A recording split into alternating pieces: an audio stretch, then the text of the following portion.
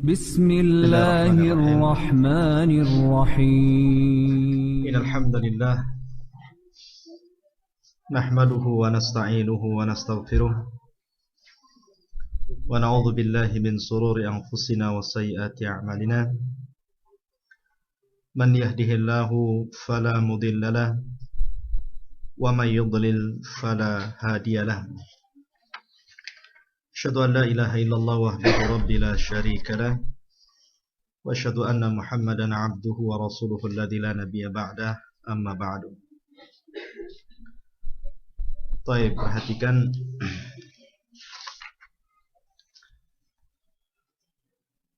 kita masuki bab baru, bab man tabarraka bi syajaratin aw hajarin wa nahwihima.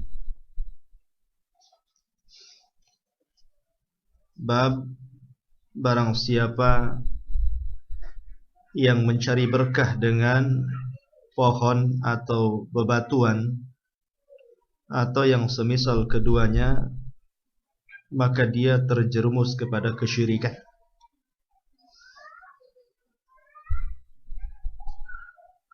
Taib. Man tabarraka, barang siapa yang mencari berkah. Berkah itu diambil dari dua makna. Bisa diambil dari birkah, artinya kolam, atau buruk, artinya tempat minum unta. Itu secara bahasa. Barakah itu artinya diambil dari buruk, tempat minum unta, atau birkah. Birkah itu kolam yang banyak airnya. Dan kedua-duanya ada kemiripan, karena arti berkah itu sendiri artinya subutuhu subutul khair wa mulazamatuhu, tetapnya kebaikan dan langgengnya kebaikan itu di tempat tersebut. Ibaratnya sebuah tempat wadah air, maka air ketika dituangkan di situ dia tidak akan tumpah. Maka keberkahan itu seperti itu, tetapnya kebaikan pada tempat itu.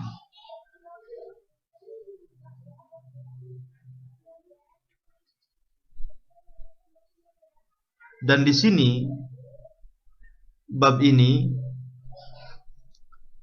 salah satu diambil oleh Syekh Muhammad bin Abdul Wahhab dalam kitab Tauhid.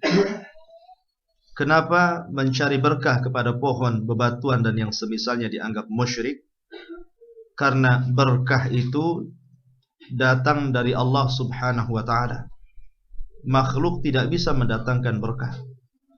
Maka antum jangan mengatakan pada orang yang datang ke rumah antum, kedatangan antum ini membawa berkah. Enggak boleh. Ucapan seperti ini haram hukumnya. Kedatangan antum kemari, subhanallah, membawa berkah. Sering kita mendengar kalimat ini.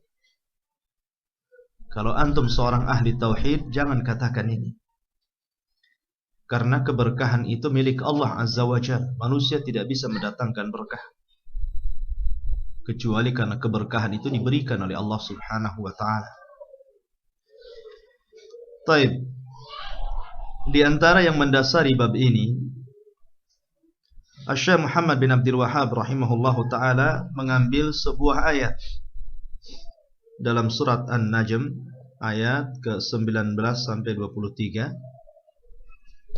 A'udzu billahi minasyaitonir rajim. Afara'aitumul lata wal uzza wa manata tsalitsatal ukhra alakumudz dzakaru wa lahul untha tilka idzan qismatun dijah. In hiya illa asma'un sammaitumuha antum wa aba'ukum ma anzalallahu biha min sultan iyattabi'una illa dhann wa ma tahwal anfus wa laqad ja'ahum mir rabbihimul huda. Maka apakah pantas kalian orang-orang musyrik menganggap sebagian anak perempuan Allah Azza wa Jalla, yakni Lata dan Uzza, dan terakhir Manah yang ketiganya.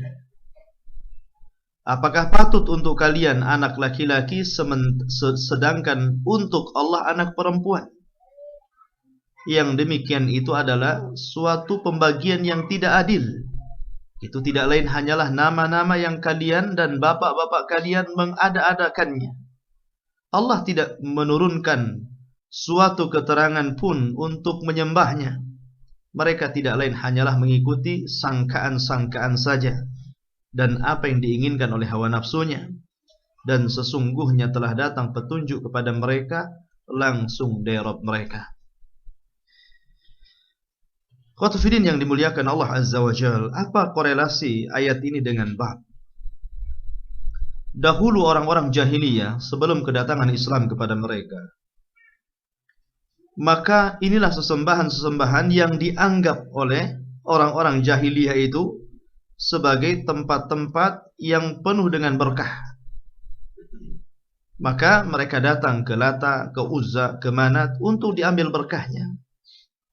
Dan mereka menganggap bahwa Lata, Uzza, Manat itu adalah anak-anak perempuan Allah Subhanahu wa ta'ala. Ketika orang-orang Nasrani menganggap Isa itu anak laki-laki Allah Azza wa Jal, maka orang-orang musyrik menganggap bahwa Lata, Uzza, dan Manat itu anak-anak perempuan Allah Azza wa Jal. Karena mereka adalah anak-anak dari perempuan Allah Azza wa Jal, maka mereka mengambil berkah di situ. Makanya sebagian para ulama menyebutkan Lata itu disebutkan Lata itu diambil dari kata-kata ilah. Jadi mudzakarnya ilah, muannasnya itu Lata. Kalau Uzza itu dari Aziz. Salah satu nama Allah Azza wa Jalla Al-Aziz. Kalau dalam bahasa Arab, muannasnya perempuannya itu Uzza. Ya. Jadi mereka menganggap Uzza itu dari Aziz dan Lata itu dari ilah. Makanya Allah Subhanahu wa ta'ala bantah dalam ayat ini. Adapun disebutkan mungkin dalam buku yang antum pegang, Lata adalah batu putih yang terletak di antara kota Mekah dan Taif. Jadi Lata itu disebutkan dia adalah sakhratun baydha. Dia adalah batu putih. Jadi mangkushatun 'alaiha, yang ada ukirannya, ya. Dan itu terletak di antara Mekah dan Taif. Dia memiliki astar. Astar itu maksudnya batu itu dikelilingi oleh kain, ditutup oleh kain. Dan biasa kuburan-kuburan wali kan biasanya ada kain putih gitu kan. Nah, jadi Lata juga demikian. Jadi ditutup oleh kain putih sebagai astar, sitar gitu kan. Dan juga memiliki sadana. Sadana itu juru kuncinya. Jadi nggak sembarang ke si Lata ini, kecuali harus menemui sadanahnya, juru kuncinya. Lah batu ini ikhwatul fiddin yang dimuliakan Allah Azza wa Jalla tidak dihancurkan oleh Nabi SAW kecuali setelah orang-orang Taif masuk Islam. Lah yang menghancurkan batu ini Nabi SAW ketika itu menyuruh sahabat Mughirah bin Syu'bah untuk menghancurkan patung ini. Intinya bahwa Lata itu berupa batu. Berupa batu yang berwarna putih dan banyak ukirannya. Kemudian dia dikelilingi oleh hijab dan ada juru kuncinya. Dan itu didatangi oleh penduduk Taif untuk diambil berkahnya. Adapun Uzza dikatakan oleh Imam Ibnu Jarir At-Tabari rahimahullah ta'ala, kalau Lata adalah batu, Uzza ini pohon. Bayangkan, anak-anak perempuan Allah ada yang batu, ada yang pohon, kan aneh gitu kan. Jadi Uzza ini adalah pohon yang terletak juga di antara Mekah dan Taif juga. Dia juga memiliki astar, jadi dikelilingi kain gitu.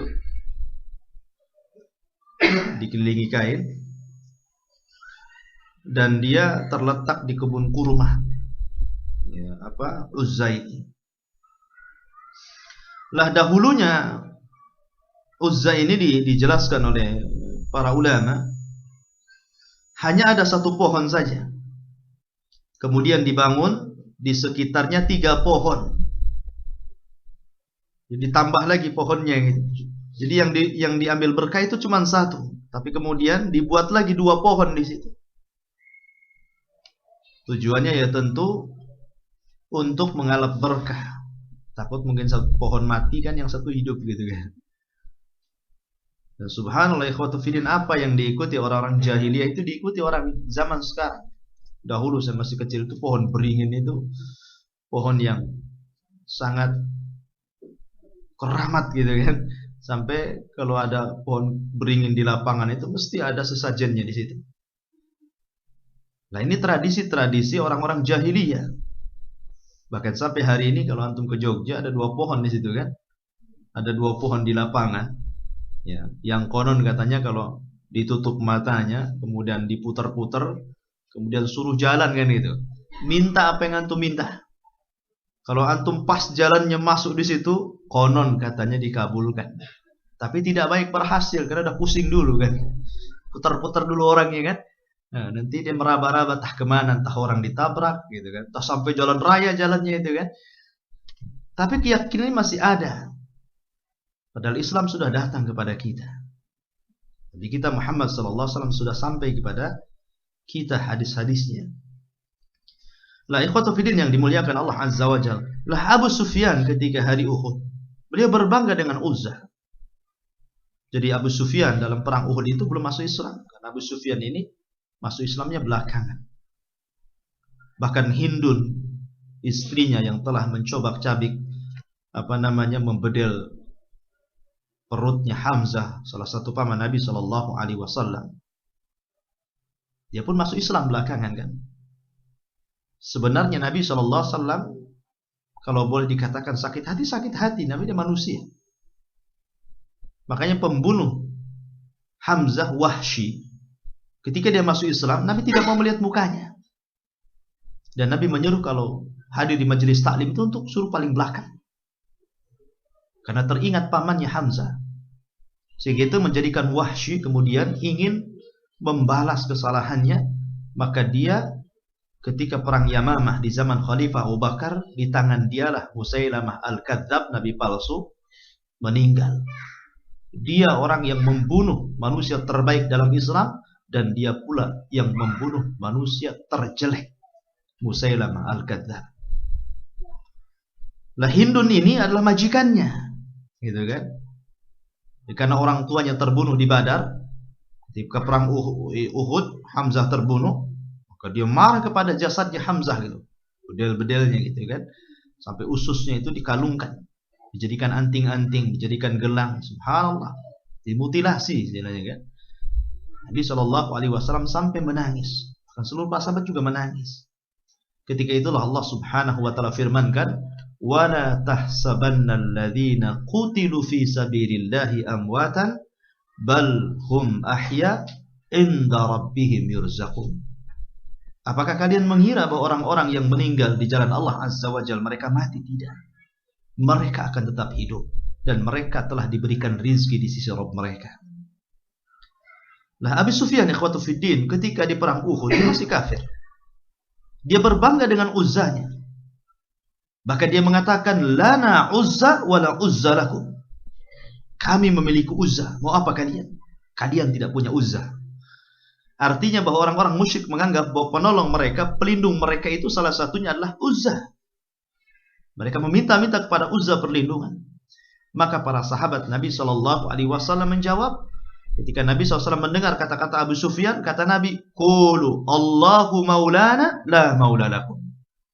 Katakan oleh kalian, Allah lah maulana, yang akan melindungi kami. Sementara kalian tidak memiliki Allah yang akan melindungi kalian. Inilah tauhid, ikhwatu fiddin. Tauhid. Makanya ketika saya melihat satu video tayangan di Suriah, ketika ada seorang laki-laki pemuda muslim dikubur hidup-hidup, ya, tinggal satu kepala saja yang belum terkubur. Dia dipaksa untuk mengucapkan la ilaha illa Bashar. Tidak ada sembahan yang berhak disembah kecuali Bashar, maksudnya Bashar Asad. Ya, sampai-sampai pasukannya itu, pasukan Bashar itu, dan mengatakan qul la ilaha illa Bashar, katanya. Katakan bahwa tidak ada sembahan yang berhak disembah kecuali Bashar.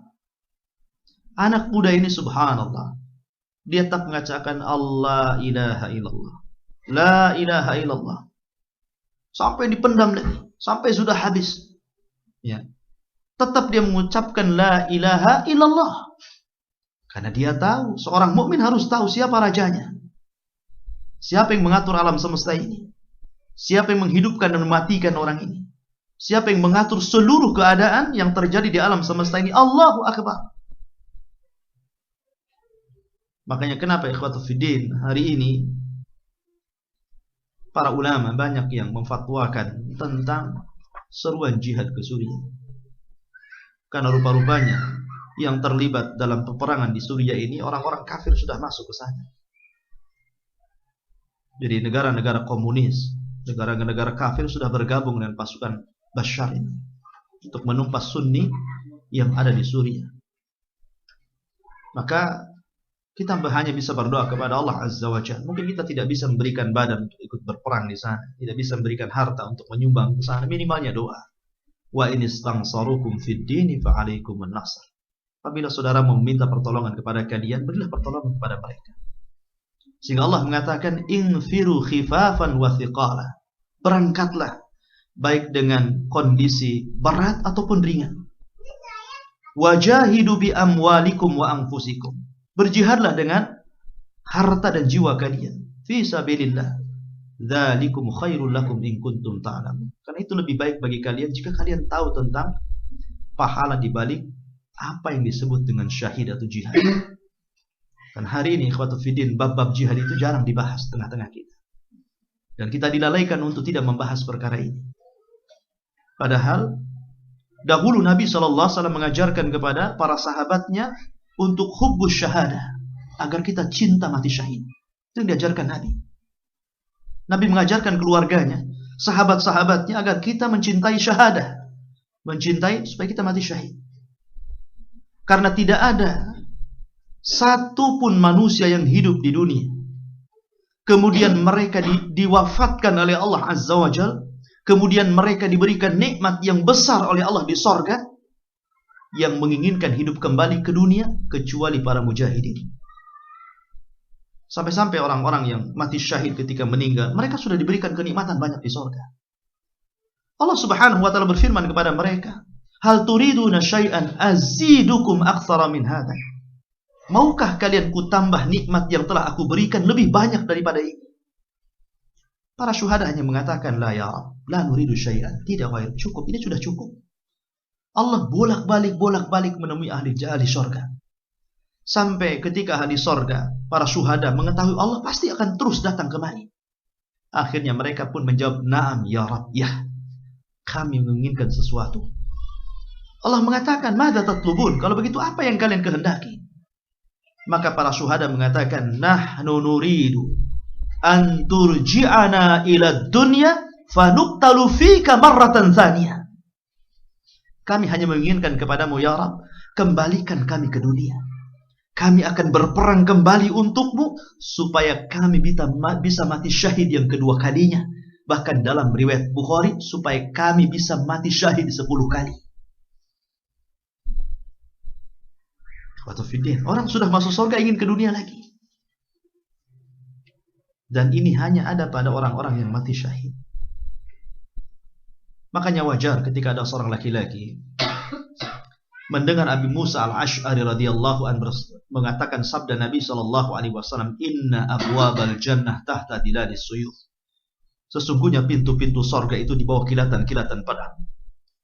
Maka laki-laki ini mendatangi Abi Musa dan mengatakan, "Asami'ta hadza ya Aba Musa min Rasulillah sallallahu alaihi wasallam?" Wahai Abu Musa, apakah kau mendengar langsung sabda ini langsung dari lisan Rasul sallallahu alaihi wasallam?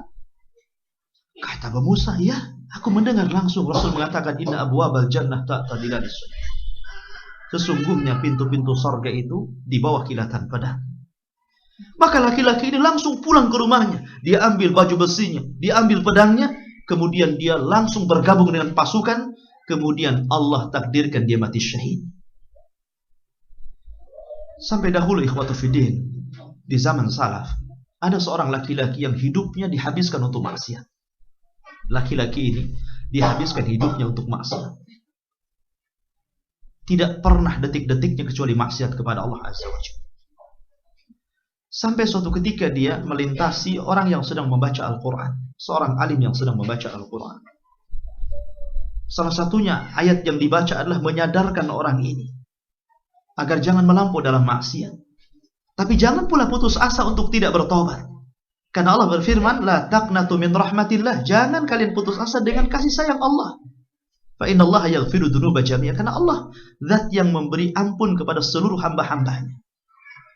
Ketika dia mendengar ayat ini, dia pun tersadar. Akhirnya dia habiskan waktu-waktunya untuk berpuasa sampai dia kurus. Malam-malamnya dia lakukan untuk qiyamul lail sampai lututnya kapalan, atau istilahnya bahasa kita ini kapalannya, sampai banyaknya sujud. Jadi lututnya itu sampai mau rontok gitu bahasanya. Karena dia menyesal dengan dosa-dosanya. Dan dia tidak pernah membaca Al-Quran. Sampai suatu ketika dia termenung sendirian dan mengatakan, sungguh salat malam, puasa, baca Quranku, walaupun terus menerus ini belum bisa, terlalu lama untuk menghapuskan dosaku. Kalau aku harus menghapuskan dosa dengan cara seperti ini, terlalu lama. Akhirnya dia teringat sabda Nabi SAW, "Inna abwabal jannah tahta dilalis suyuf." Sesungguhnya pintu-pintu sorga itu di bawah kilatan-kilatan pedang. Dan ikhwatu fiddin, setiap tetesan mujahid itu diampuni dosanya, mengalir dengan tetesan darahnya. Setiap dosa orang-orang yang ikut jihad itu mengalir dengan tetesan darahnya. Bahkan seorang mujahid ketika dia syahid tidak difitnah dalam kuburnya. Kata Nabi SAW, "Kafa bi barakatis suyuf ala ru'usihim fitnah." Cukuplah kilatan-kilatan pedang yang ada di kepala mereka itu fitnah bagi mereka. Jadi tidak ada fitnah lagi bagi mereka di kuburan mereka. Bahkan ada yang mengatakan sebelum ruhnya dicabut, seorang mujahid itu sudah melihat tempatnya di sorga. Dalam riwayat, ketika seorang mujahid dicabut ruhnya, dia tidak merasakan rasa sakit. Bahkan sudah digambarkan bagaimana tempatnya di sorga. Makanya anak muda ini ketika mendengar bahwa kilatan-kilatan pedang adalah salah satu pembuka pintu-pintu sorga, maka dia langsung daftar dalam pasukan yang ketika itu kaum muslimin hendak melawan orang-orang Romawi. Dan ketika itu kebetulan perangnya bukan perang darat, tapi perang laut. Jadi perang di atas kapal. Maka laki-laki ini, dia pun kemudian ketika melihat ada di kapal, di depannya ada kapal musuh dengan banyak pasukan, dia langsung tanggalkan baju besinya, dia ambil pedangnya, dia loncat dari kapalnya. Kemudian dia berenang sampai ke kapal musuh. Subhanallah, laki-laki ini pemberani. Dia bertarung habis-habisan. Sampai orang banyak yang di kapal itu tidak bisa mengalahkan dia. Sampai orang-orang yang ada di kapal pasukan ini ketakutan sehingga mepet ke ujung kapal. Akhirnya kapalnya oleng, kemudian jungkir balik. Mati semuanya. Termasuk juga dia. Subhanallah, dia membunuh banyak orang itu. Ya kan? Ketika tidak sanggup lagi melawan dia, akhirnya orang itu pada lari ke pojok kapal. Ya, kapalnya bisa oleng. Akhirnya terbalik, mati semuanya. Begitulah ulama-ulama salaf ikhwatul fiddin mengajarkan kita untuk hubbus syahadah, agar kita cinta kepada mati syahid. Makanya Rasul wajar mengatakan, "Malam yaghzu wa la yakhtur bi balihi al-ghazwa mata ala syu'batin minan nifaq." Siapa yang tidak ikut berperang. Bahkan dalam hatinya tidak ada sedikit terbentik untuk ikut perang. Maka kalau dia mati di atas cabang kemunafikan. Artinya, saudara-saudara kita, subhanallah, ikhwata fiddin. Bahkan saya melihat satu YouTube itu. Ada seorang gadis yang diperkosa oleh 100 pasukan Bashar. Dan diperkosa, dilihat oleh seluruh kaum muslimin yang ada di bilik-bilik rumah mereka. Mereka hanya bisa melihat dari luar. Karena kalau mereka menolong, mereka ditembak. Sehingga setelah diperkosa, kemudian dibiarkan begitu saja di tengah jalan. Dan mereka hanya bisa melihat di jendela-jendela rumah mereka. Bayangkan, hanya melihat di jendela saja. Ketika ada anak muda yang hendak menolongnya, dia pun ditembakkan sampai mati. Nah, ini yang terjadi di Suriah, ikhwatu fiddin. Kalau dulu mungkin peperangan antara Sunni dan Syiah Safawiyah. Kalau seandainya Safawiyah ini sampai menguasai Suriah, ikhwan, bukan tidak mungkin dia akan menyerang negara-negara Islam Arab yang lainnya, termasuk juga kita di sini. Karena catatan Safawiyah, orang-orang Syiah Safawiyah itu dari dulu sampai sekarang, kekejaman mereka kepada ahli sunnah itu tidak pernah hilang dalam ingatan. Apalagi sekarang mereka bergabung dengan Barat. Saya mendengar Cina juga sudah ikut. Bahkan negara-negara komunis sudah bergabung. Mereka mengirim pasukannya, mengirim senjata-senjatanya, mengirim kekuatan mereka untuk menghabiskan Sunni yang ada di Suriah hari ini. Sehingga wajar kalau seandainya para ulama Mesir, ulama Saudi, dan ulama-ulama ahli sunnah di daratan Timur Tengah, mereka memfatwakan anjuran untuk jihad di jalan Allah Azza wa Jalla. Karena mereka saudara kita, ikhwatu fiddin. Mereka bukan siapa-siapa kita, mereka saudara kita. Dan hendaklah kita minimalnya doa. Kalau bisa memberikan harta-harta kita berikan kepada mereka. Baik, ikhwatu fiddin yang dimuliakan, kita lanjut bahwa kembali kepada Abu Sufyan. Abu Sufyan di perang Uhud, dia berbangga dengan Uzza. Dia mengatakan, lanal Uzza wala Uzza lakum. Kami memiliki Uzza dan kalian tidak punya Uzza. Maka Rasul mengatakan kepada orang-orang Islam, kaum muslimin dari kalangan sahabat Rasul, qulu Allahu maulana la maula lakum.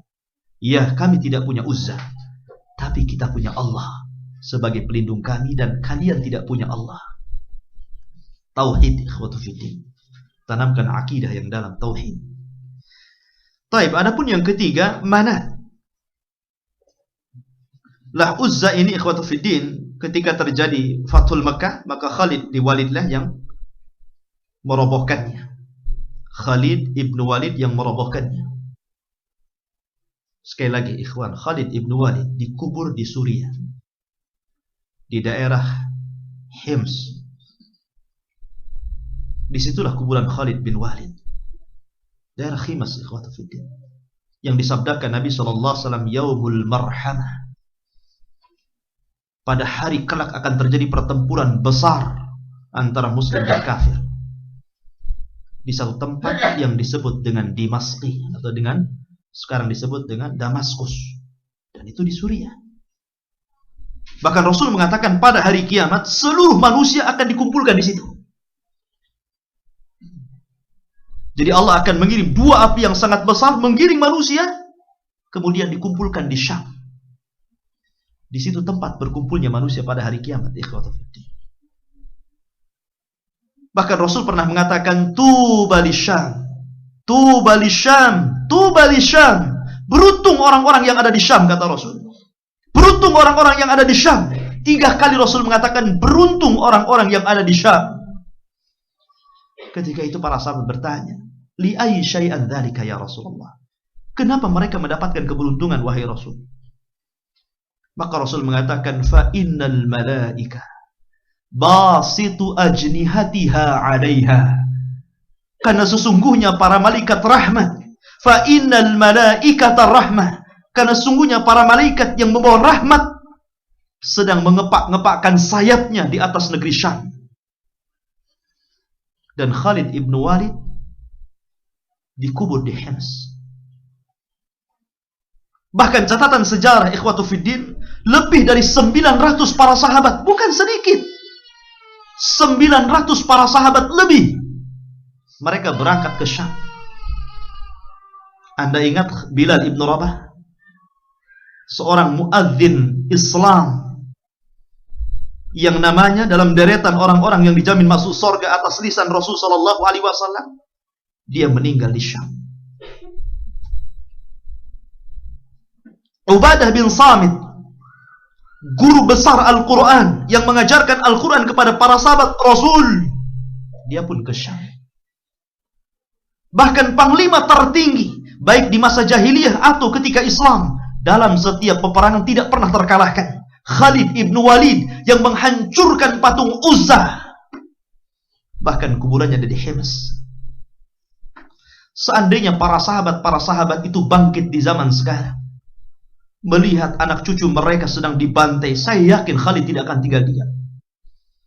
Saya yakin Bilal ibn Rabah dan juga 900 para sahabat yang pernah hijrah ke Syam, mereka akan membela tanah suci itu. Karena tidak ada satupun dalil yang menjelaskan tentang keutamaan sebuah daerah kecuali Mekah, Madinah, dan Syam. Negeri yang disucikan Allah Azza wa Jalla. Dan sekarang kekacauan mulai timbul.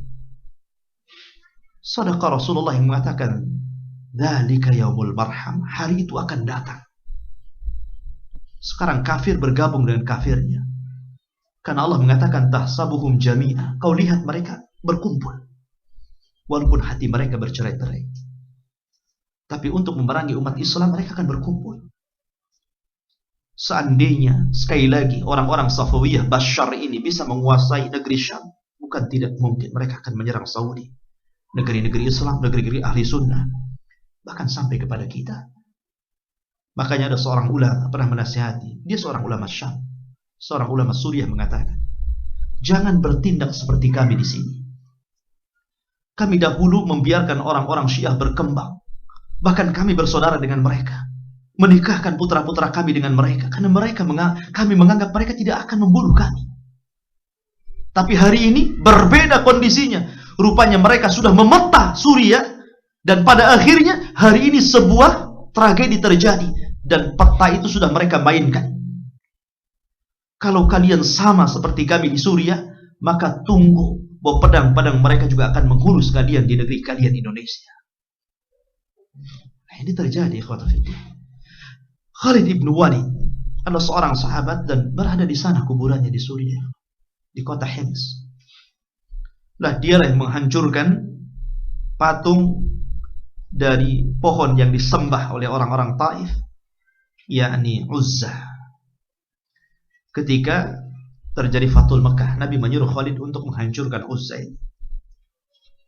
Adapun Manat juga berupa batu. Manat ini sama dengan Latah. Dia berupa batu. Lah, batu Manat ini dijelaskan bahwa dia berada di kabilah Qudayd, di antara Mekah dan Madinah. Dan orang-orang Khuza'ah dan juga Aus serta Khazraj. Aus dan Khazraj ini adalah kabilah Mekah, kabilah Madinah, yang belakangan mereka menjadi orang-orang Ansar. Tapi di masa jahiliyah, orang-orang Aus dan Khazraj serta Khuza'ah ini, mereka sangat mengagungkan patung Manat ini. Di sebelum Allah memberikan hidayah kepada bangsa Aus dan Khazraj yang kemudian menjadi orang-orang Ansar, pengikut Nabi SAW. Dahulu di zaman jahiliyah mereka lah yang mengagungkan patung Manat ini. Kan ahli Madinah yang mereka beragama musyrikun selain Yahudi dan Nasrani, mereka mengagungkan patung Manat ini. Dikatakan disebut Manat oleh Syekh Al-Usaih karena mereka sering menyembelih kurban di atas batu itu. Tentu dalam rangka mengagungkan patung itu, maka disebut Manat. Karena kalau orang berkorban, kalau hendak menyembelih kambing, sapi ataupun unta, mereka dibawa ke batu itu dan disembelih di atas batu itu untuk mengambil berkahnya. untuk mengambil berkah. Itu diantara keterangan intinya bahwa ayat ini menunjukkan bahwa mengambil berkah dari pohon dan batu adalah tradisi kesyirikan jahiliyah. Inti ayat ini korelasinya dengan bab. Barang siapa yang mengambil berkah dengan pohon dan batu dan yang semisalnya, maka dia musyrik. Ayatnya ini di antara tradisi jahiliyah, mereka mengagungkan batu dan pepohonan. Lata dan Manat adalah batu, sementara yang pohon adalah Uzza. Baik, kita lanjut. Kemudian Syekh Muhammad bin Abdul Wahhab juga menyambung ayat itu dengan sebuah riwayat. An Abi Waqid Al-Laythi qala, dari Abi Waqid Al-Laythi dia berkata, kharajna ma'a Rasulillah sallallahu alaihi wasallam ila Hunain wa nahnu hudatsa'u ahdi bi kufrin. Kami keluar bersama Nabi sallallahu alaihi wasallam untuk tujuan berperang di Hunain. Sementara kami hudatsa'u ahdi bi kufrin, masih dekat dengan kekufuran karena baru masuk Islam. Artinya akidahnya belum kokoh karena baru masuk Islam. Maksudnya hudatsa ahdi bi kufrin itu masih baru sehingga dekat dengan kekufuran, belum mantap akidahnya. Walil musyrikina sidratun ya'kufuna indaha wa yanutuna biha aslihatahum. Sementara orang-orang musyrik, mereka memiliki pohon. Memiliki pohon, sidrah itu artinya pohon bidara. Kalau antum yang pernah ke Timur Tengah tahulah pohon bidara. Pohon yang berduri, namun buahnya bisa dimakan. Dan pohon itu banyak vitaminnya, daunnya. Makanya kalau ada kambing dikasih daun pohon bidara itu gemuk. Ya, kalau bahasa kita ini dikasih ampas tahu ya gitu kan, nampak gemuk gitu. Sana vitaminnya kambing itu kalau dikasih daun bidara itu bisa gemuk. Subhanallah. Pohon bidara ini pohon yang luar biasa. Makanya dia pun berada di atas langit. Atau pernah mendengar istilah Sidratul Muntaha? Sidrah itu artinya pohon, pohon bidara. Muntaha itu di ujung langit sana. Jadi pohon yang ada di ujung langit sana. Nah, orang-orang musyrik itu mengagungkan pohon bidara. Ada satu pohon bidara yang besar, itu diagungkan orang-orang musyrik. Konon dalam pohon itu ada berkahnya. Makanya ya'kufuna indaha. Mereka biasa i'tikaf di situ. Kalau kita kan di masjid, dia i'tikaf di pohon itu, di bawah pohon itu, buat tenda-tenda, tidur-tidur di situ, beriktikaf bermalam di situ. Bukan itu saja, wa yanutuna biha aslihatahum. Mereka juga menggantungkan senjata-senjata di pohon bidara itu, supaya ada transfer kekuatan dari pohon itu dimasukkan ke dalam pedang-pedang mereka. Diisi bahasa kita ini. Kalau dulu ada istilah empu-empu yang buat keris itu kan, ya, kan diisi kerisnya itu. Atau empu-empu yang buat batu aki itu kan diisi batu akinya, biar ada kekuatan. Ya. Lah, mereka juga berkeyakinan seperti itu. Jadi kalau pedang itu digantungkan di pohon bidara itu akan terisi gitu. Mungkin tidak mudah patah atau apa gitu istilahnya. Atau mudah menebas lehernya. Sehingga ketika itu yuqalu laha dzatu anwat, makanya disebut dzatu anwat, gantungan-gantungan pedang.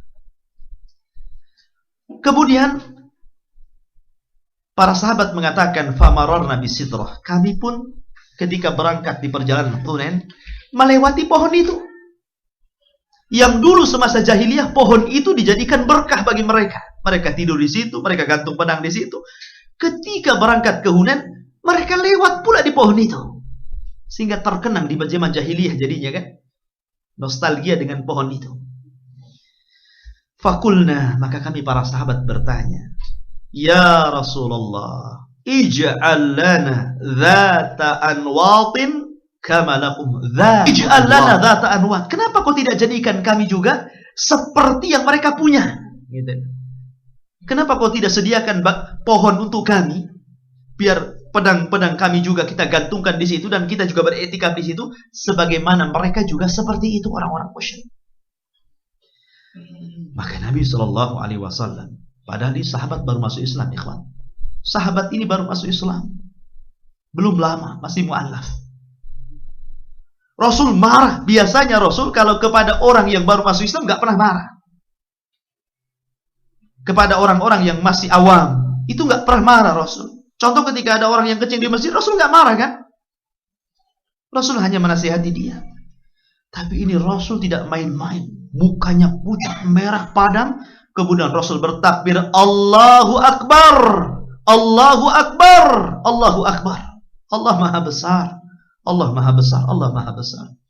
Innahas sunan, kata Rasul. Ini tata cara umat dulu. Qultum walladhi nafsi biyadi. Saya katakan kepada kalian, demi zat yang jiwaku berada di tangannya. Qultum kama qalat Banu Israil li Musa. Ucapan kalian ini persis seperti Bani Israel yang meminta kepada Musa alaihi salatu wassalam, ij'al lana ilahan kama lahum alihah. Ij'al lana ilahan kama lahum alihah. Pilihkan untuk kami sesembahan sebagaimana mereka memiliki sesembahan. Pilihkan untuk kami sesembahan. Mana yang layak kami sembah? Mana yang layak kami ambil berkahnya? Mana yang layak kami ambil kebaikannya? Sebagaimana mereka juga punya sesembahan yang diambil berkah dan kebaikannya. Lah ucapan kalian ini persis seperti ucapan Bani Israel li Musa kepada Musa yang mengatakan, pilihkan untuk kami sesembahan yang layak untuk kami sebagaimana mereka punya sesembahan. Maka Rasul mengatakan, la tarkabunna sunana man kana qablakum. Sungguh kalian pasti akan mengikuti tata cara umat sebelum kalian. Bahkan dalam riwayat, innakum qaumun tajhalun. Sesungguhnya kalian umat yang bodoh. Nah, Rasul sampai mengatakan seperti itu. Sampai dibodoh-bodohkan para sahabat. Kenapa? Aku sudah datang untuk kalian, memberikan hidayah Allah Azza wa Jalla. Kalian akan kembali kepada sesembahan kalian. Gitu maksudnya. Maka Imam Ibnul Qayyim mengatakan, sebab terjadinya kesyirikan yang terbesar adalah kebodohan. Mana dalilnya? Ini ucapan Rasul. Innakum qaumun tajhalun. Kalian umat yang bodoh. Sudah diberikan hidayah kok masih ingin menyembah sesembahan nenek moyang kalian. Maka Imam Ibnul Qayyim mengatakan, tidak ada sebab terbesar terjadinya kesyirikan kecuali kejahilan, kebodohan. Baik, ikhwatu fiddin. Di dalam riwayat ini bahwa dzatu anwar, gantungan-gantungan pedang, ini salah satu jenis dari syirik besar, ikhwan. Ini salah satu jenis dari syirik besar. Kenapa? Pertama, karena orang-orang musyrik itu mengagungkan pohon itu untuk diambil berkahnya. Mereka i'tikaf di situ. Artinya orang-orang musyrik itu mengagungkan pohon itu. Yang kedua, mereka beriktikaf di situ. Bukan hanya mengagungkan dengan mengambil berkah sehingga menggantungkan pedang-pedang mereka, tapi juga mereka beriktikaf. Iktikaf itu ibadah. Karena Allah mengatakan, wa antum aakifuna fil masajid. Dan hendaklah kalian beriktikaf untuk Allah di masjid-masjid kalian. Artinya iktikaf itu adalah ibadah. Dan ibadah itu tidak boleh diberikan kecuali kepada Allah Azza wa Jalla. Sementara mereka beriktikaf diberikan kepada pohon-pohon mereka. Makanya dikatakan ini jenis kesyirikan dari syirik besar. Dari dua segi. Pengagungan dan menyelewengkan ibadah. Maka kalau seandainya sekarang ada orang yang menganggap satu pohon itu ada berkahnya, sehingga mengalap berkah di situ, sampai dia berdoa di situ, maka ini bukan syirik kecil, ikhwan. Ini syirik besar. Pertama, dia mengagungkan pohon itu. Yang kedua, dia menyelewengkan doa ataupun ibadah kepada selain Allah Azza wa Jalla. Dan ini syirkul akbar, syirik besar. Ini syirik besar, ikhwatu fiddin, yang dimuliakan Allah Azza wa Jalla. Lah di sini kaitannya adalah Syekh mengambil dalil ini sebagai contoh bahwa budayanya orang-orang musyrik di zaman dulu adalah ngalap berkah dengan pohon. Maka budaya ini juga ternyata diikuti. Wajar diikuti karena misdaq qaulir Rasul. Artinya ini pembenaran sabda Rasul kan? Rasul yang mengatakan, kalian umat Islam akan mengikuti tata cara umat sebelum kalian. Di ujung hadis Rasul mengatakan seperti ini. Artinya, maka tidak akan mungkin umat ini selamat kecuali orang-orang yang Allah telah berikan rahmat kepada mereka. Karena Allah mengatakan wa ma yu'minu billahi illa aktsaruhum musyrikun. Dan tidaklah mereka beriman kepada rububiyah Allah Azza wa Jalla melainkan mereka menyekutukan Allah dalam bab uluhiyah. Kebanyakan orang-orang yang beriman kepada rububiyah ternyata mereka melakukan kesyirikan dalam uluhiyah. Artinya apa? Orang-orang Islam itu mengakui Allah yang menciptakan mereka, Allah yang memberikan rizki kepada mereka, Allah yang menghidupkan dan mematikan mereka, Allah yang mengatur, memiliki, menguasai alam semesta ini. Mereka yakin dengan itu. Tapi keyakinan mereka tidak menjadikan mereka mengalihkan doa-doa untuk Allah, khusyuk untuk Allah, rasa takut untuk Allah. Bahkan sebagian orang-orang yang meyakini rububiyah ini, Allah yang menciptakan, Allah yang menghidupkan, Allah yang mematikan, Allah yang mengatur, rupanya mereka selewengkan doa kepada selain Allah, selewengkan khusyuk kepada selain Allah, selewengkan takut kepada selain Allah, dan harapan serta ibadah-ibadah yang lain yang banyak sekali. Antum bisa melihat ikhwan, orang-orang yang datang ke kuburan, kuburiyun, orang-orang yang suka menyembah kuburan, terutama kuburan-kuburan yang jelas-jelas dikeramatkan oleh mereka dari kalangan para nabi, para rasul dan aulia, para wali. Antum bisa melihat khusyuknya mereka di situ. Khusyuk betul. Ngadap kuburan, tah berzikir. Bahkan ada orang yang beriktikaf di situ, berpuasa di situ, ada yang sampai nangis-nangis meminta-minta di situ. Itu kan khusyuk namanya. Kenapa mereka tidak lakukan hal yang sama ketika mereka salat? Kenapa ketika mereka salat tidak menangis? Tapi kenapa mereka ketika di depan kuburan mereka bisa menangis? Kemana khusyuk kalian? Kepada Allah atau kepada kuburan? Rasa takut. Ada orang yang takut kualat dengan kuburan. Sehingga kadang-kadang ada adabnya masuk kuburan.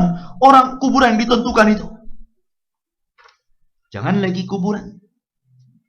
Bahkan ada tempat-tempat tertentu. Saya masih awam dulu pernah masuk ke Keraton Jogja. Itu sampai keluar pun tidak boleh balik kanan. Mundur dulu. Kalau sampai pintu baru balik kanan. Tapi saya lihat anehnya turis yang masuk situ biasa-biasa saja gitu kan. Nggak digubris gitu. Jadi abdi dalam tuh ya mungkin juga cari ceperan duit, saya nggak tahu ya. Saya masuk di situ udah dilayani. Dulu masih awam-awam datang ke sana. Kalau saya kira sehari ini kurang lebih saja. Sampai di sana, nggak boleh lewat sini. Ada batasannya. Langkah sedikit kualat. Nanti disuruh nyembah dulu dari kejauhan. Gini kan. Kalau enggak kualat juga. Ada benda-benda yang nggak boleh ditengok. Subhanallah ikhwata fiddin yang dimuliakan Allah Azza wa Jalla. Mereka menanamkan rasa takut. Orang ditakut-takuti untuk takut kepada hal-hal yang seperti ini. Diceritakan dengan cerita-cerita aneh di situ. Cerita yang memang menyeramkan gitu. Sampai ada satu ruangan enggak boleh berdoa, ada ruangan boleh berdoa. Ada satu ruangan enggak boleh ngomong. Ya, ini apa coba? Orang ditanamkan rasa takut di situ. Allah mengatakan wala takhafuhum wa khafuni. Wala tahsyauhum wa khshauni, kata Allah. Jangan takut kepada mereka selain Allah Azza wa Jalla. Takutlah kepada aku. Tapi orang-orang ini menanamkan kalau akidah mereka bukan Islam, lakum dinukum waliyadillah. Agama kalian ambil dengan keyakinan kalian, agama saya dengan keyakinan saya. Tapi rupanya mereka juga sebagiannya muslim, ikhwan. Nah, kalau muslim kita tidak mungkin tidak angkat bicara karena ini kemungkaran. Maka gimana kita lah seperti ini juga ikhwatul fillah, yang seharusnya i'tikaf diberikan kepada Allah, ya berikan kepada pohon. Yang seharusnya doa diberikan kepada Allah, diberikan kepada pohon. Yang seharusnya berkah itu meminta kepada Allah, tahu-tahu meminta kepada pohon. Jangan lagi seperti itu. Kalimat yang dalam mukadimah saja, kedatanganmu memberkah, ini sudah haram hukumnya. Itu yang paling rendah, yang sering diucapkan orang-orang. Subhanallah, antum datang ini berkah kami di sini. Ini menjurus kepada kesyirikan. Apalagi betul-betul minta berkah kan gitu. Memang ada waktu-waktu, tempat-tempat, benda-benda, manusia-manusia yang Allah Subhanahu wa taala berikan berkah kepada mereka. Tapi berkah itu tidak bisa dipindah. Ingat itu, berkah itu tidak bisa dipindah. Kebaikan itu tidak bisa dipindah. Contoh, ketika Allah Subhanahu wa taala mengatakan bahwa Ka'bah itu memiliki berkah di situ. Bi Bakkah mubarakah, kata Nabiullah Ibrahim, di Mekah yang penuh berkah. Bukan berarti kalau antum haji atau umroh ke sana kemudian antum kantongi pasirnya. Nah, ini pasir haram ini. Saya bawa pulang saja. Ini kerikil-kerikilnya saya bawa balik saja. Bisa diambil berkahnya begitu? Tidak bisa. Keberkahan itu tidak mungkin bisa berpindah. Dan keberkahan itu hanya ada di situ saja. Walaupun antum congkel Hajar Aswad, antum bawa ke sini, dia tidak jadi berkah lagi. Dan tidak mungkin juga rumah ini jadi Mekah gara-gara dipindah ke sini. Karena Hajar Aswad itu keberkahannya bukan zatnya.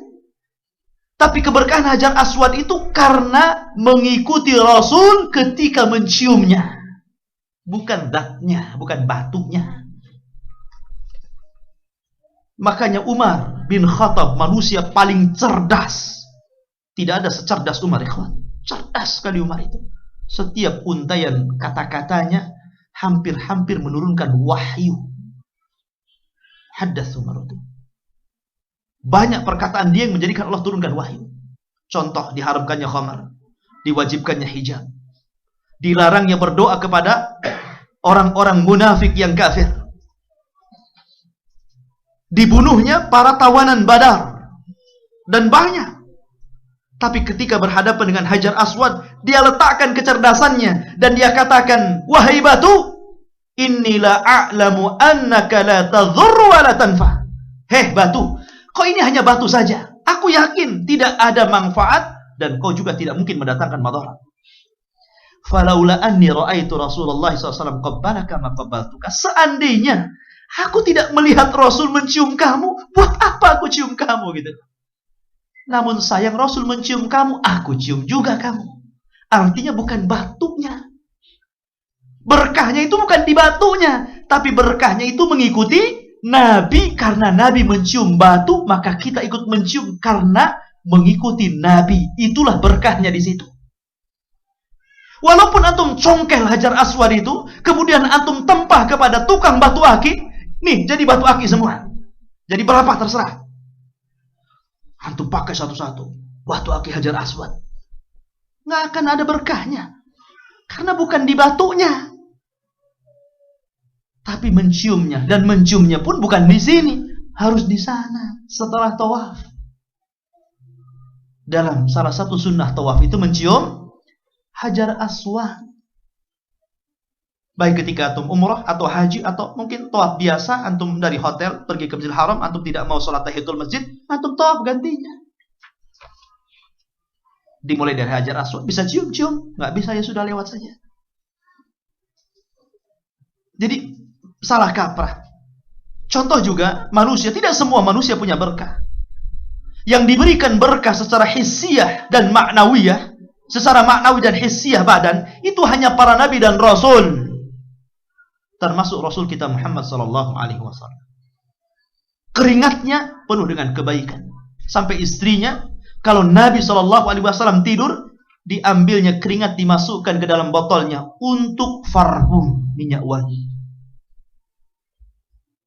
Bahkan ada riwayat seandainya sahih, darahnya Rasul yang bekas bekam itu diminumnya oleh Saubah, maula Rasulullah SAW. Kalau riwayat ini sahih. Bahkan Rasul kalau berwudu, sisa wudunya menjadi rebutan para sahabat. Sampai-sampai dikatakan hatta naqtatil, sampai kami seolah-olah berperang untuk mendapatkan sisanya itu. Sisa wudunya Nabi. Bahkan rambutnya Nabi setiap dicukur, rebutan para sahabat untuk mengambil helaiannya. Makanya salah satunya Khalid mengambil beberapa helai, kemudian diletakkan di sorbannya. Ketika berperang, sorbannya jatuh. Maka dia pertahankan sorbannya, dia bunuh musuh. Sampai-sampai orang mengatakan, ya Khalid, kau berjihad untuk sorban atau untuk fisabilillah? Khalid mengatakan, di sorbanku ada rambut Rasul. Jangan sampai dia jatuh di negeri musuh dan dihinakan oleh para musuh. Ini keberkahan Nabi tidak ada masalah. Tapi selain Nabi tidak ada.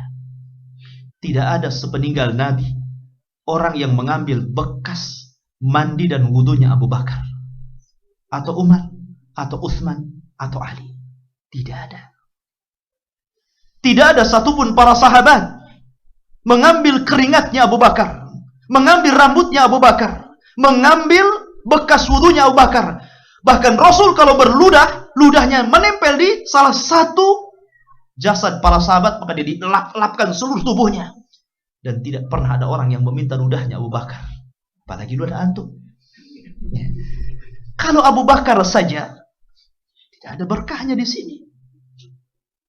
Bagaimana mungkin sekarang tokoh-tokoh agama, para kiai lah saya katakan, para ustaz, para muballigh, mengajarkan orang-orangnya, anak-anak didiknya untuk mengalap berkah dari dirinya. Diajarkan supaya bekas minumnya diambil.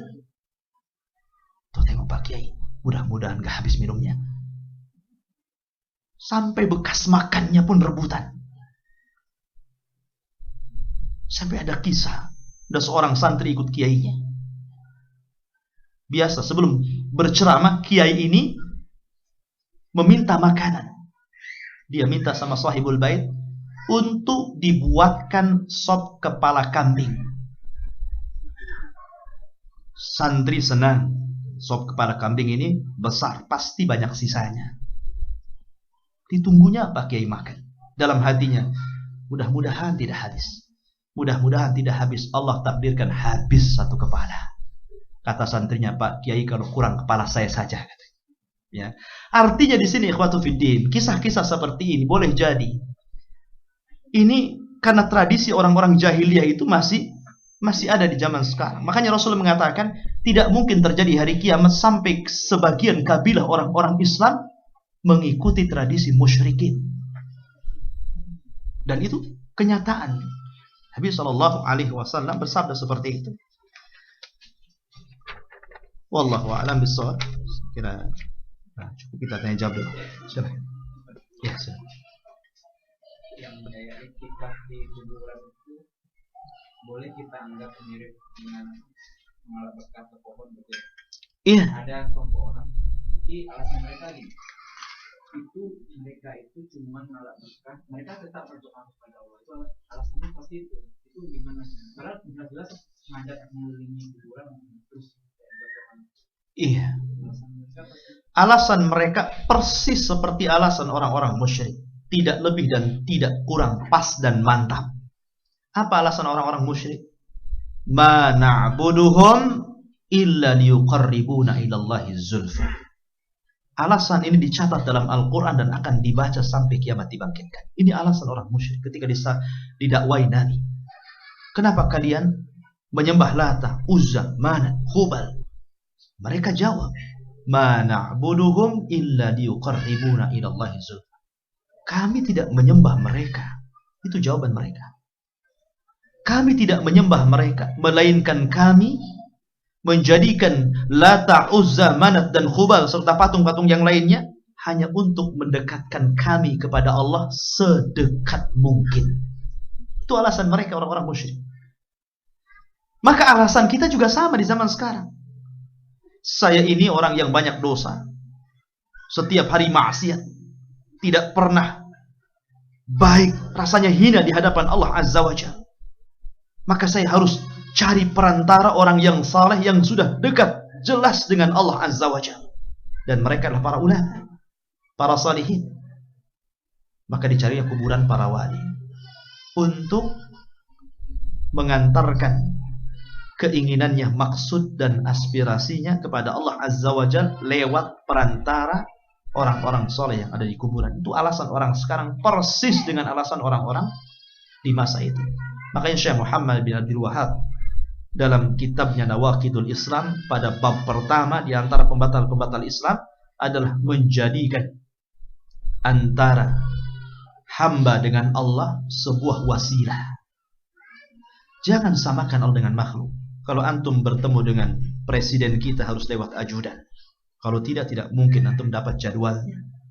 Allah tidak sama dengan makhluknya. Laisa kamitslihi syai'un. Allah tidak sama dengan makhluknya. Bahkan Allah yang mengatakan di dalam Al-Quranul Karim jelas-jelas mengatakan wa idza sa'alaka ibadi anni fa inni qarib. Apabila hambaku bertanya tentang aku, katakan aku dekat. Tidak perlu perantara. Ujibu da'wata da'i. Saya mengabulkan setiap permintaan hamba-hamba. Bahkan Allah mengatakan di dalam Al-Quran, Inna rabbakum ud'uni astajib lakum. Sesungguhnya Rabb kalian mengijabah doa-doa kalian.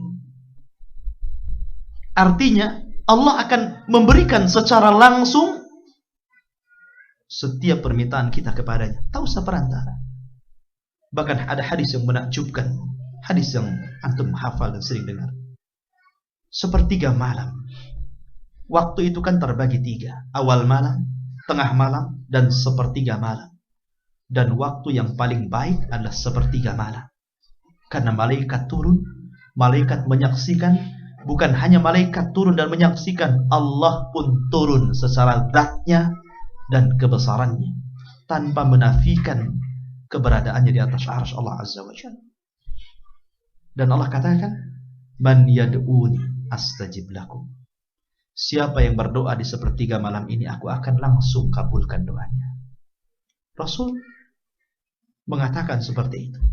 Allah tidak mengatakan carilah perantara untuk kamu biar dekat kepadaku.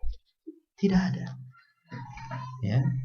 Jadi intinya bahwa apa yang dilakukan atau alasan itu adalah persis seperti, saya tidak perlu jawab. Jawaban saya hanya alasan itu persis seperti alasan orang-orang musyrik, itu saja. Itulah jawabannya. Sementara orang Islam tidak demikian. Ziarah kubur itu sunnah hukumnya. Dan pernah dilarang, kemudian disunahkan lagi. Akan tetapi yang dimaksud ziarah kubur itu, alasan Nabi hanyalah untuk tudzakirukumul maut atau tudzakirukumul akhirah. Untuk mengingatkan akhirat atau mengingatkan kematian, itu saja. Dalam rangka untuk itu. Tidak untuk yang lain. Dahulu di masa togel, kita sering mendengar orang datang ke kuburan-kuburan minta nomor. Sudah haram, musyrik lagi, double dosanya. Ya kan? Nah ini terjadi ikhwatu fiddin yang dimuliakan Allah Azza wa Jalla. Terjadi, dan kesyirikan itu subhanallah. Ini tugas kita semua, tugas saya, tugas antum, dan tugas kita semuanya. Minimalnya bersihkan keluarga kita dari kesyirikan. Itulah nasihat Luqman bin Hakim kepada putranya yang disebutkan dalam surat Luqman. Ya bunayya, la tusyrik billah. Wahai anakku, jangan persekutukan Allah. Dan itu Nabi kita, Nabi Muhammad serta Nabi Ibrahim alaihi salatu wasallam berdoa dalam Al-Quran, wajnubni wa baniya an na'budal asnam. Jauhkan aku dan anak keturunanku dari menyembah berhala. Dan Rasul berdoa, Allahumma inni a'udzubika an usyrika bika wa ana a'lam. Ya Allah, aku berlindung kepadamu dari kesyirikan yang saya ketahui. Wa a'udzubika bima la a'lam, dan dari kesyirikan yang aku tidak ketahui. Taib, akhir-akhir ini beredar video seorang ustaz menjelaskan bahwa usia umat Islam adalah 1500 tahun. Apakah benar? Ada hadis yang menjelaskan mengenai hal ini. Apakah artinya sebentar lagi Islam akan tumbang habis karena sekarang sudah tahun 1437 Hijriah? Tanyakan kepada ustaz ini. Dalilnya satu. Yang kedua, umat Islam tidak akan tumbang. Karena Rasul yang mengatakan seperti itu. La tazalu ta'ifatum min ummati zahirina 'alal haqq mansurin la yadurruhum man khadalahum wala man khalafahum hatta ya'ti amrullah wa hum kadzalik. Akan senantiasa ada di antara umat ini yang menampakkan kebenaran dan akan ditolong oleh Allah Azza wa Jalla sampai kiamat dibangkitkan. Mereka tidak mencelakakan orang yang menghina mereka dan menyelisih mereka. Islam akan jaya, dan kejayaan itu juga akan berada di Syam. Kejayaan Islam ada di Syam. Kejayaan Islam ada di Syam, ikhwatu fillah. Disitulah bertemunya pasukan orang-orang Islam dan orang-orang kafir, dan disitulah Allah menangkan umat Islam dan akan memperoleh kejayaannya. Bukankah kisahnya Imam Muntadhar kita, Imam Mahdi, juga bergerak di daerah sana? Kejayaan Islam akan ada. Islam tidak mungkin mudah untuk dikalahkan, ikhwan. Kalau seandainya genderang perang itu betul-betul dikumandangkan dan seluruh umat Islam bergerak, Rasulullah yang mengatakan, aku diberikan 5 perkara yang tidak pernah diberikan kepada umat sebelum aku. Salah satunya apa? Ketakutan kepada musuhku sejauh jarak perjalanan 1 bulan. Ini tidak pernah diberikan kepada umat sebelumku. Di mana umat Islam diberikan oleh Allah Azza wa Jalla dalam setiap peperangannya, dihinggapkan rasa takut kepada musuh-musuhnya sebelum berperang sejauh perjalanan 1 bulan. Makanya orang-orang kafir ketika berperang mereka mabok dulu, ikhwan, biar hilang rasa takutnya. Kenapa? Inilah yang dikatakan Khalid ibn Walid, kunci kesuksesan adalah nahnu nuhibbul maut kama tuhibbul hayat. Karena kami mencintai kematian sebagaimana kalian mencintai kehidupan. Khalid ibn Walid. Ya. Maka tanyakan kepada ustadz ini yang betul saja gitu. Ya. Wallahu a'lam.